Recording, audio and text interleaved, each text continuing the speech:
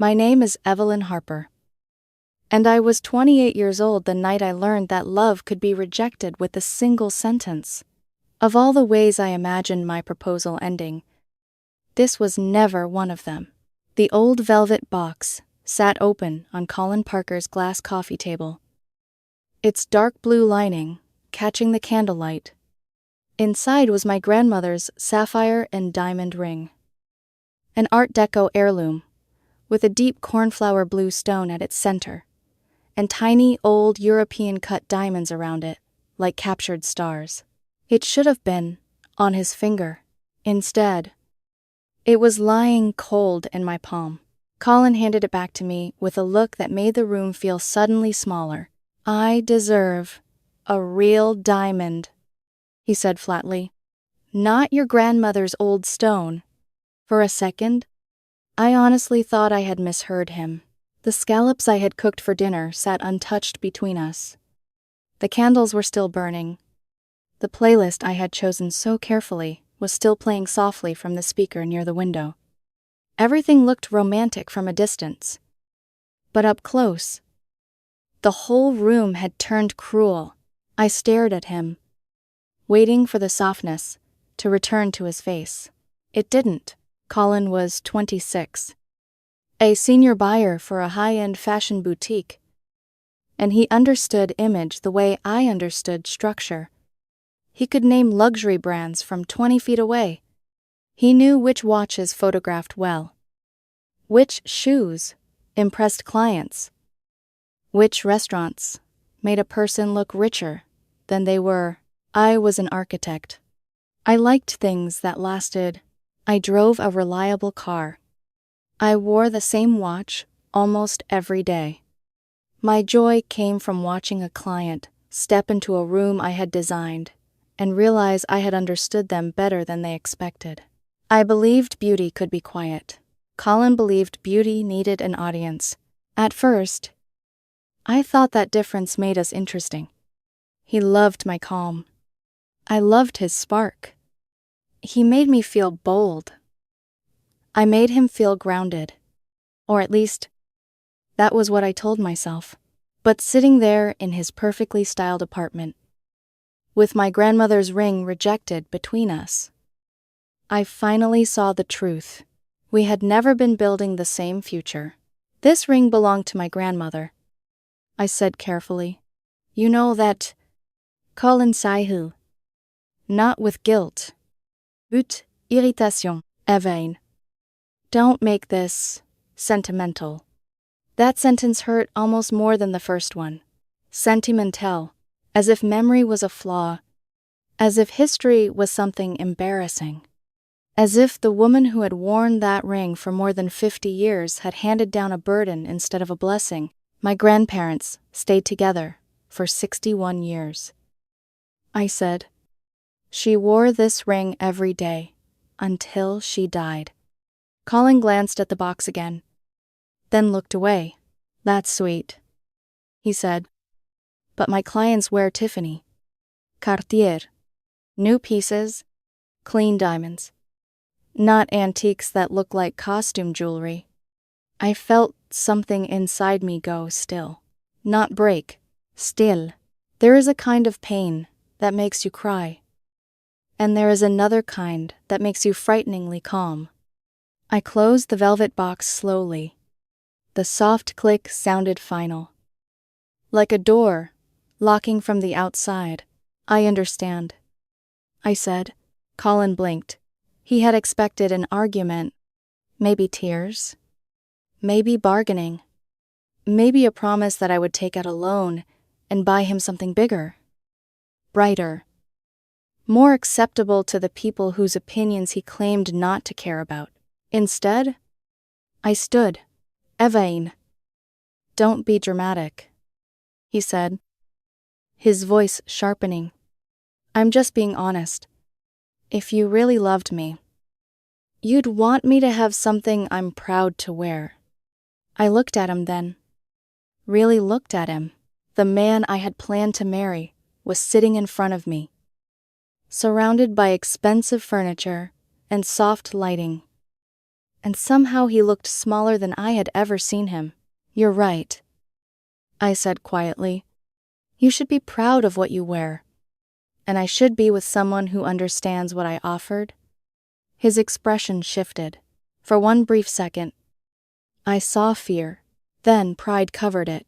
I picked up my coat, slipped the ring box into my pocket, and walked out. Behind me, Colin said my name once. I didn't turn around. The hallway smelled faintly of rain and someone else's dinner. My hands were shaking by the time I reached the elevator. But I didn't cry until I got into my car. Then I sat there with both hands on the steering wheel, my grandmother's ring heavy in my coat pocket, and let the future I had imagined collapse in silence. The official unraveling was fast. Colin texted for days. "I can't believe you're punishing me for having standards. You don't understand the pressure I'm under. Image matters in my world." Then, a 2 a.m. came the message that finally made me stop replying. "If you really loved me, you would want me to have what makes me happy, not force some old family burden onto me." I read it twice. Then, I blocked him. 2 weeks later, Instagram delivered the final humiliation.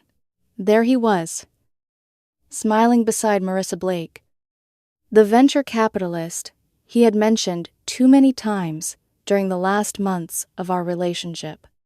She was beautiful, polished, and exactly the kind of woman who looked like she belonged in Colin's curated world. On his finger was a huge, flawless, lab-grown diamond ring. The caption read, "When you finally get what you deserve, real love, real diamond." Upgraded.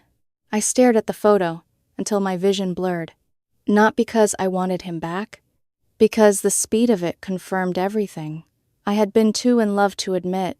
I had not been offering Colin a life. I had been standing in the way of the life he thought he deserved. For weeks, I carried the ring with me like a secret wound. Then, one gray Thursday afternoon, driven by a hollow curiosity I didn't fully understand, I took it to Everhart Sons, a respected auction house downtown. The building smelled of lemon polish, old wood, and money that did not need to announce itself. Mr.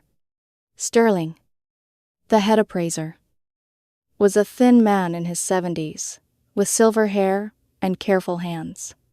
His fingers trembled slightly when he greeted me. But the moment he lifted the ring, they became perfectly steady. He placed a loop to his eye. Then he went silent, long enough that I stopped breathing normally. Finally, he looked up. "Remarkable," he whispered. I frowned. "Remarkable. This is not simply an old ring, Miss Harper. This is an exceptional Art Deco piece. Likely circa 1925. The sapphire appears to be untreated Burmese. That color is rare. Very rare. And these diamonds?" He turned the ring gently under the light. "Old European, cut, full of fire. Modern stones are often technically perfect, but these have character." My throat tightened. He set the ring down on a black velvet pad, with almost reverent care, with provenance, especially your grandparents' long marriage attached to it. "I would estimate auction value between $40,000 and $80,000. Possibly more, if the right collector is in the room." For a moment, I couldn't speak. $80,000? Colin had called it embarrassing, costume jewelry, an old stone. I left the auction house with the ring still in my pocket. But its weight had changed. It no longer felt like rejection. It felt like proof.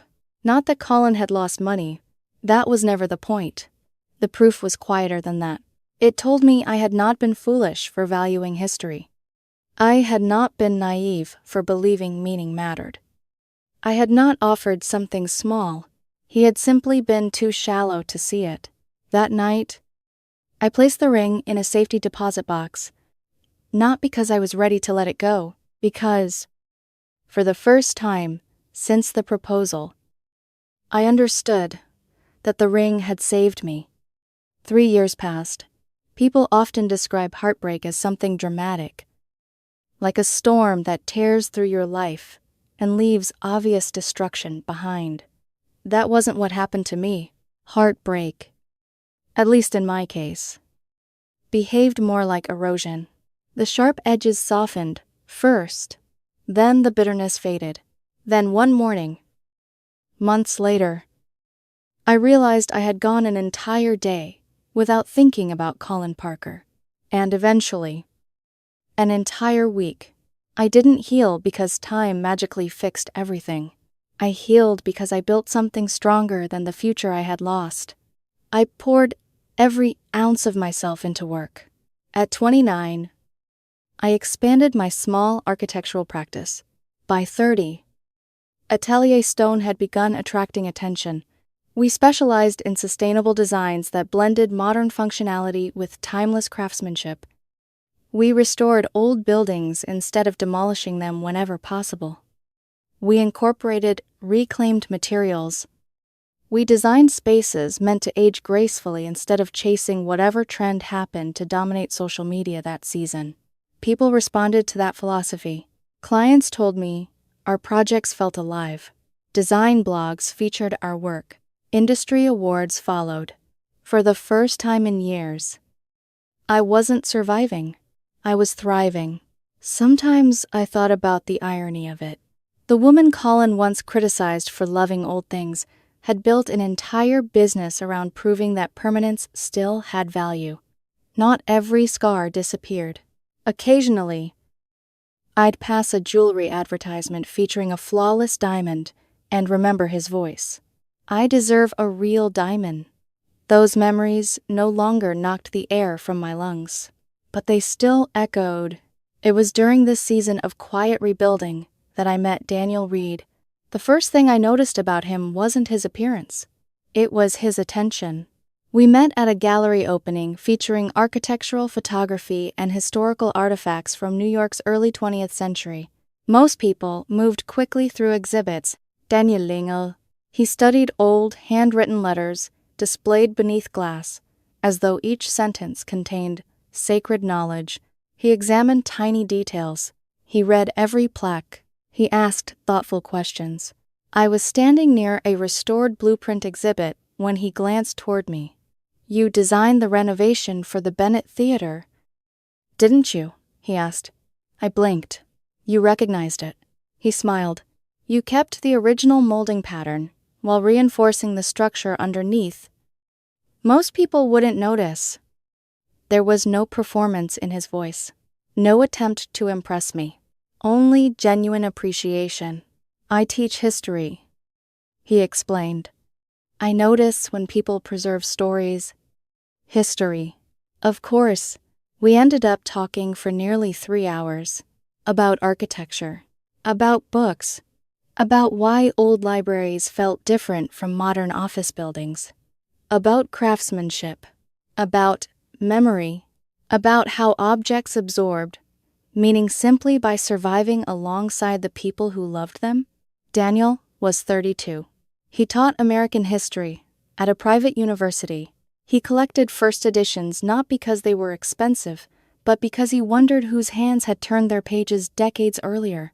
He wore sweaters with fraying cuffs. He forgot where he put his keys, almost daily. He ordered the same tea at every cafe because experimentation stressed him out. He wasn't flashy. He wasn't polished. He wasn't trying to become anyone else. And slowly, without my permission, he became important to me. Dating Daniel felt unfamiliar. There were no games, no strategic silences, no carefully curated social media posts. If he liked something, he said so. If something upset him, we discussed it. When he apologized, he meant it. One rainy Sunday afternoon, almost 8 months into our relationship. We sat curled up in my apartment with mugs of coffee, while thunder rolled outside. The conversation drifted toward old relationships. I hadn't planned to tell him about Colin. I hadn't talked about the ring in over a year, but somehow, sitting beside Daniel, while rain traced patterns against the windows, the story surfaced naturally. I told him everything: the proposal, the rejection, the texts, Marissa, the Instagram post, the auction estimate, the safety deposit box. Daniel didn't interrupt, didn't offer immediate reassurance, didn't rush to defend me. He simply listened. By the time I finished, silence settled between us. I stared into my coffee. "It sounds ridiculous now," I said quietly. "No." I looked up. Daniel's expression was thoughtful. "What sounds ridiculous," he said carefully, "is being offered a love story that lasted 60 years and dismissing it because it didn't come in the right packaging." Emotion tightened unexpectedly in my throat. He called it embarrassing. Daniel reached across the couch and took my hand. "What a terrible loss," he said softly. I frowned. "My loss?" He shook his head. "No." His thumb brushed across my knuckles. His tears threatened so suddenly that I laughed through them. "You know," he continued, "most people spend their entire lives searching for evidence that lasting love exists." His eyes met mine. He had proof sitting in front of him. I cried then, not because I still loved Colin, but because someone finally understood what I had actually been mourning. It had never been about the ring. It had been about having the deepest part of myself treated like it was worthless. Daniel wrapped his arms around me while I cried. He didn't try to fix anything. He simply stayed. Months passed. Our relationship deepened quietly. There were no dramatic declarations, no grand gestures designed for public approval. Instead, there were ordinary miracles. Saturday mornings spent wandering bookstores, arguments resolved before bedtime, shared grocery lists, burned dinners, inside jokes. The comfort of existing beside someone who never asked me to become smaller to fit inside their expectations. One evening, we cooked dinner together in my apartment. Daniel chopped herbs with the concentration of someone diffusing explosives. "You know," he said casually, "I think it's time." I glanced up from the pasta sauce. "For what?" "The ring." The wooden cutting board fell silent beneath his hands. "You don't need it anymore." I froze. Over the years, the ring had transformed. First heartbreak, then validation, then armor. I rarely thought about it consciously, yet I had never sold it, never worn it, never revisited the decision. "What if selling it feels like losing my grandmother?" I asked. Daniel considered that. "I don't think your grandmother lives inside a safety deposit box." I laughed softly despite myself. He smiled. "I think your grandmother lives in every lesson she taught you." He set the knife aside. "That ring protected you." I stared at him. "It showed you who Colin really was." His voice remained gentle. "It reminded you that your values mattered. It gave you confidence when you doubted yourself. It sat quietly while you rebuilt your entire life." He moved closer. "But you don't need its protection anymore, Evain." The room suddenly felt very still. "You've already become the person you were supposed to become." He touched my cheek. "The ring did its job." I swallowed hard. "It's beautiful." "Yes." "It deserves to be appreciated." "Yes." He smiled softly. "And maybe," his eyes warmed, "it deserves to help build whatever comes next." I looked around my apartment. The blueprints stacked near the dining table, the sketches pinned to the wall, the growing list of projects waiting for funding, the man standing in front of me with herbs on his fingertips and sincerity in his eyes. The future. I realized something then. For years, I had mistaken holding on for honoring the past. Maybe honoring the past meant trusting what it had taught me enough to let it go. The next morning, I called Everhart and Sons. Mr. Sterling answered personally. Miss Harper, he said warmly, I've been hoping to hear from you. I smiled despite the sudden nervous flutter in my stomach. I said slowly, I'm finally ready. His enthusiasm brightened immediately. The important jewels autumn auction is approaching. I glanced toward Daniel, who looked up from grading student essays at my kitchen counter. He smiled at me. I took a deep breath. Let's do it. After we hung up, I stood motionless for several seconds. Daniel walked over quietly. You okay? I nodded, then shook my head, then laughed. I'm terrified. He wrapped his arms around me. Of what? I thought about it honestly. The last time that ring determined my future. I whispered. It broke my heart. Daniel kissed the top of my head. Then maybe this time? He squeezed me gently. It gets to witness how beautifully your story continued. Outside, autumn leaves drifted past the window, and for the first time, since I had closed that velvet box in Colin Parker's apartment 3 years earlier, I felt something unexpected. Not grief, not anger. Anticipation. I had survived the ending of one chapter. Now, unknowingly, I was walking toward the moment that would finally close it forever. The auction room smelled exactly the way I remembered. Old wood, lemon polish, money that didn't need to introduce itself. As Daniel and I stepped through the doors of Everhart and Sons, a strange sense of déjà vu washed over me. 3 years ago, I had walked into this building carrying a velvet box and a broken heart. I had been searching for an appraisal. Tonight, I was searching for closure. The important jewels. Autumn auction had drawn collectors from all over the country. Women in elegant dresses flipped through catalogs with practiced ease. Men in tailored suits exchanged quiet observations. Representatives bid on behalf of anonymous clients over the phone.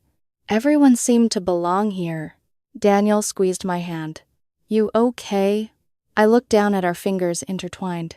I think so. He smiled gently. You don't have to be brave tonight. I exhaled. I know. But I wanted to be. The ring had already rewritten my life once. I needed to witness its final chapter. We found our seats, several rows ahead, close enough to see the auctioneer clearly, far enough to disappear into the crowd. I opened the program booklet. Lot after lot of extraordinary pieces filled the pages. Edwardian necklaces, Victorian brooches, diamond earrings with royal histories. Then my eyes landed on it. Lot 119. Art Deco sapphire and diamond ring. Circa 1925. I traced the image with my fingertips. My grandmother's ring? The ring my grandfather had saved for months to buy. The ring she wore while raising children. The ring she wore through illnesses. Anniversaries. Arguments. Holidays. And 61 years of choosing the same person over and over again. The ring Colin had called embarrassing. A laugh echoed through the room. My entire body froze. I knew that laugh. Even after 3 years, I slowly lifted my head, and there he was, Colin Parker, seated only a few rows ahead. Bessie de Marissa Blake, for one suspended moment. Time folded in on itself. I noticed details immediately. Colin looked older, not physically. Exactly. More like someone carrying invisible exhaustion. The effortless confidence he'd once worn so naturally had developed cracks. Meanwhile, Marissa sat beside him scrolling through her phone, only half paying attention to the room around her. Then my gaze dropped to Colin's left hand, the ring, the enormous lab-grown diamond. Flawless, bright, cold. It glittered aggressively beneath the chandelier, lighting Daniel followed my stare. Is that him? I nodded. That's Colin. Daniel didn't ask questions. He simply moved his chair slightly closer until our shoulders touched. A silent reminder.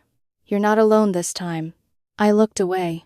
Surprisingly, my heart wasn't racing. I wasn't angry. I didn't miss him. Mostly, I felt detached curiosity, as though I had unexpectedly encountered someone from a previous lifetime. The auction began. The auctioneer moved smoothly through the early lots. Bidding rose and fell. Paddles lifted. Numbers climbed. Jewels changed hands. Then finally, ladies and gentlemen. The auctioneer's voice sharpened with enthusiasm. Our next offering is an exceptional Art Deco sapphire and diamond ring. Circa 1925. The room quieted. My stomach tightened. Featuring an extraordinary, untreated Burmese sapphire, surrounded by old European cut diamonds set in platinum. A high-resolution image appeared on the screen, even enlarged. It remained breathtaking. The sapphire glowed like twilight. The filigree details looked delicate enough to have been spun from lace, accompanied by a documented provenance tied to a remarkable love story spanning 6 decades. I heard Colin inhale. It wasn't loud, but it was sharp enough to catch my attention. I looked toward him. His spine had gone rigid. His eyes widened. At first, confusion flickered across his face. Then recognition. Then disbelief. His gaze darted between the screen and the catalog. No, no, no, no. Even from several rows away, I could practically hear the thoughts crashing through his mind. His head slowly turned, scanning the audience, searching. Then, our eyes met. His expression shattered. I watched realization unfold in horrifying slow motion. The antique ring, the grandmother's old stone, the embarrassing costume jewelry. It had always been this. The bidding opened. 30,000. 35. Forte. 45. The numbers climbed steadily. The room transformed. Voices rose. Paddles lifted. Telephone representatives nodded. 50,000. 55. 60. Colin stared at the screen. Then back at me. His face had gone completely pale. Marissa leaned toward him. What? He barely acknowledged her. 65,000. 70. The rhythmic chant echoed through the room, each number stripping away another layer of denial. I remembered standing in his apartment while he explained why my grandmother's ring wasn't enough. I remembered the Instagram caption, "Upgraded." I remembered crying in my car afterward. And suddenly, I felt nothing. Not vindication. Not triumph. Only clarity. 80,000. A voice from the back. The room fell silent. The auctioneer looked around. 80,000. Do I hear 82? How's Another glance. No response. The gavel came down. Sold. For $80,000. The crack echoed through the room. Soft applause followed. The audience shifted. Moving on. But Colin remained frozen. Marissa frowned. Colin. Without answering. He stood abruptly. His chair scraped against polished floors. He muttered something to her, then began walking toward me. Daniel straightened, instinctively protective. It's okay, I whispered. Colin stopped in front of us, up close. The shock in his expression looked almost painful. Eveline. My name came out as barely more than a breath. I met his gaze calmly. Hello? Colin. His eyes moved to Daniel, then to our joined hands, then back to me. He swallowed hard. That was your grandmother's ring. It was... Silence. Why didn't you tell me? I blinked. What? You never told me it was worth that much. Daniel's fingers tightened slightly around mine. I looked at Colin. Really looked at him. at the desperation creeping into his voice, the confusion, the regret, and beneath it all, the familiar instinct to translate everything into monetary terms. "I told you," I said quietly. His eyebrows furrowed. "What?" "I told you it meant everything to me." He opened his mouth, closed it. I continued. "I told you it represented a love that lasted a lifetime." My voice remained even. "I told you where it came from. I offered you my family's history. I offered you permanence. I offered you meaning."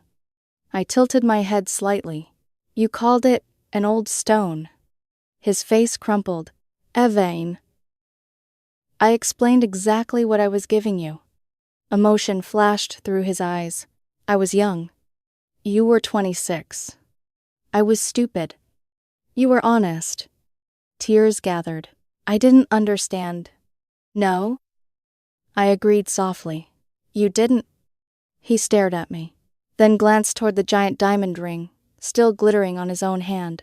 For a brief moment, shame overtook defensiveness. I made a mistake. The words trembled. The biggest mistake of my life. I believed him. That was the surprising part. I believed he regretted it. But regret wasn't the same thing as transformation. His gaze drifted toward Daniel, toward the calm steadiness beside me, toward the life I'd built without him. Then returned to my face.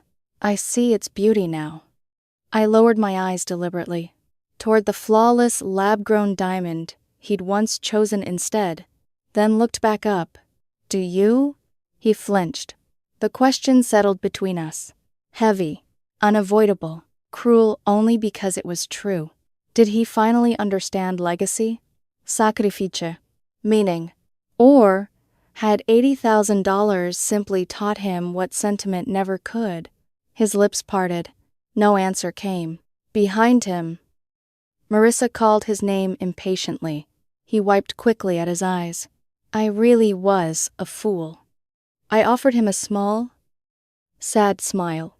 "Yes." A broken sound escaped his throat. Then he turned and walked away. This time, I didn't watch him leave with heartbreak. I watched him leave with compassion. Because some losses cannot be recovered, no matter how much money you're willing to pay afterward. For several seconds, after Colin walked away, I remained exactly where I was. The auction room buzzed softly around us.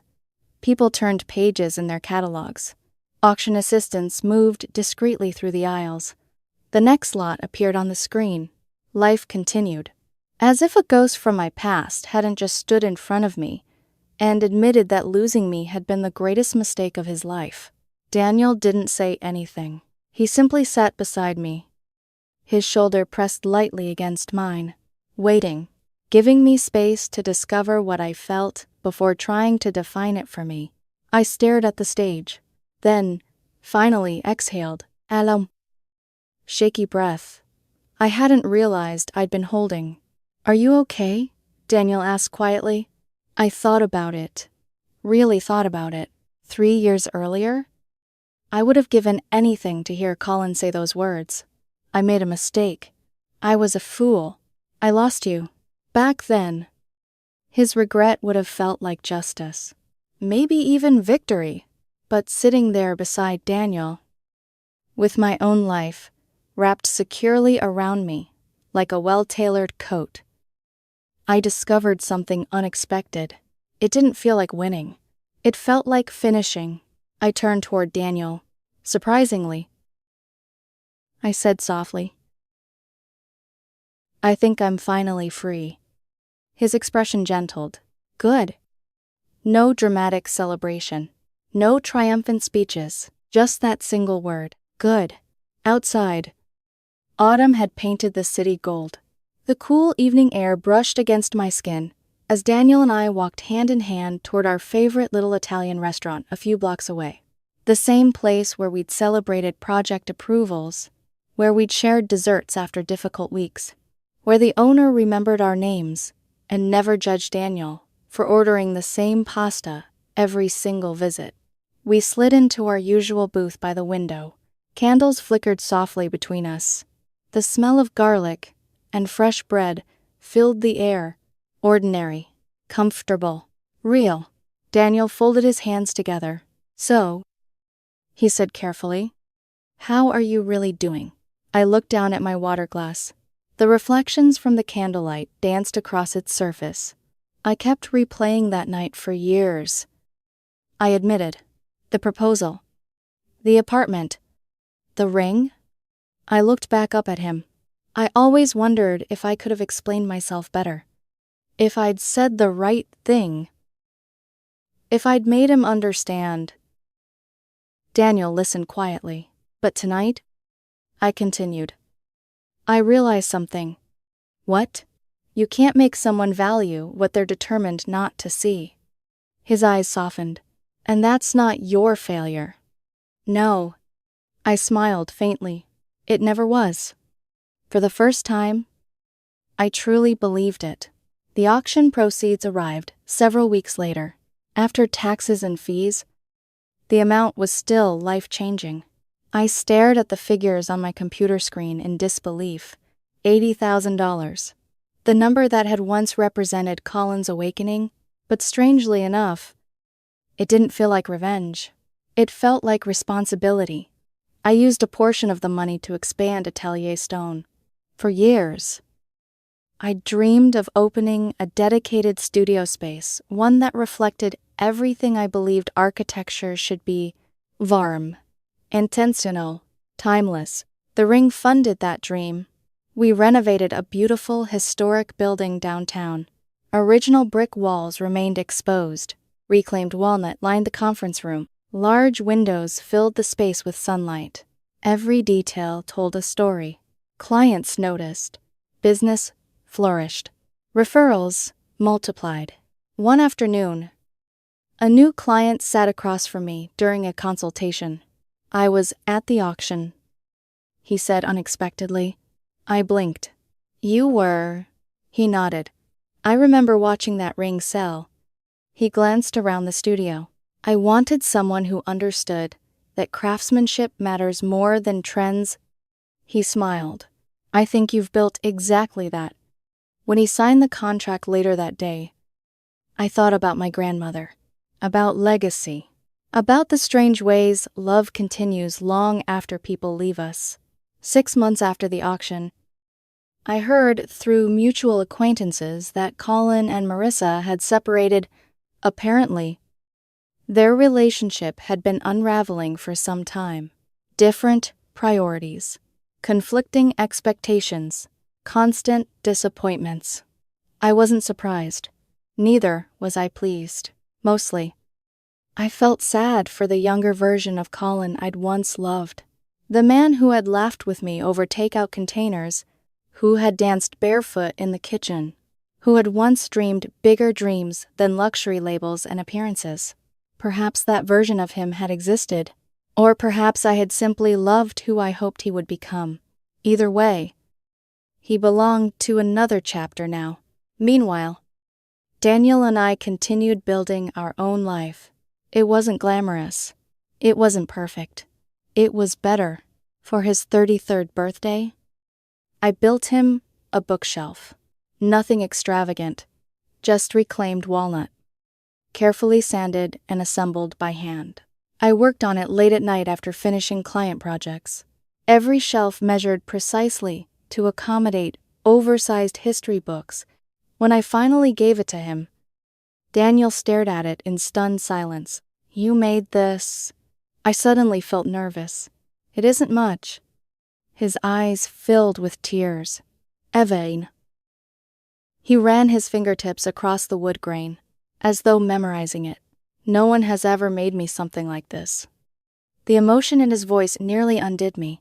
Within hours, he'd begun arranging his beloved books, stepping back, reorganizing, changing his mind, repeating the entire process again. I laughed until my stomach hurt. Months later, I would still catch him looking at that bookshelf with quiet wonder, as if love itself had taken physical form. One rainy evening, nearly a year after the auction, Daniel and I cooked dinner together. He chopped vegetables while humming absent-mindedly. I checked emails between stirring sauce on the stove. Then my attention snagged on a sender's name, Colin Parker. I stared at the screen. For several moments, I considered deleting the message, unopened. Instead, I clicked, Evain. I know I have no right to contact you. And I'll understand if you never respond. I recently saw the feature on Atelier Stone in Design Weekly. You built exactly the life you always dreamed about. I'm genuinely happy for you. I've been in therapy for the past several months. I'm trying to understand why I made the choices I did, why image mattered more than substance, why validation from strangers felt more important than the people who loved me. What I said to you that night remains the greatest regret of my life. I confused price with value, status with character, appearance with meaning. I didn't just reject a ring. I rejected a future with someone extraordinary. You offered me something real. I wasn't mature enough to recognize it. I'm not asking for forgiveness. I simply needed you to know that I finally understand what you tried to give me. I'm sorry, Colin. I read the email once, then again, then quietly closed my laptop. No anger, no satisfaction, no urge to answer, just acknowledgement. Maybe therapy had changed him. Maybe it hadn't. Perhaps his regret was genuine. Perhaps it was loneliness speaking. For the first time, it truly didn't matter. Everything okay? Daniel asked from behind me. I turned. He wrapped his arms around my waist. I looked up into the face of the man who had never asked me to prove my worth through performance. Who valued stories hidden inside old things? Who listened before speaking? Who chose me every day in 100 small ways? I smiled, then kissed his forehead.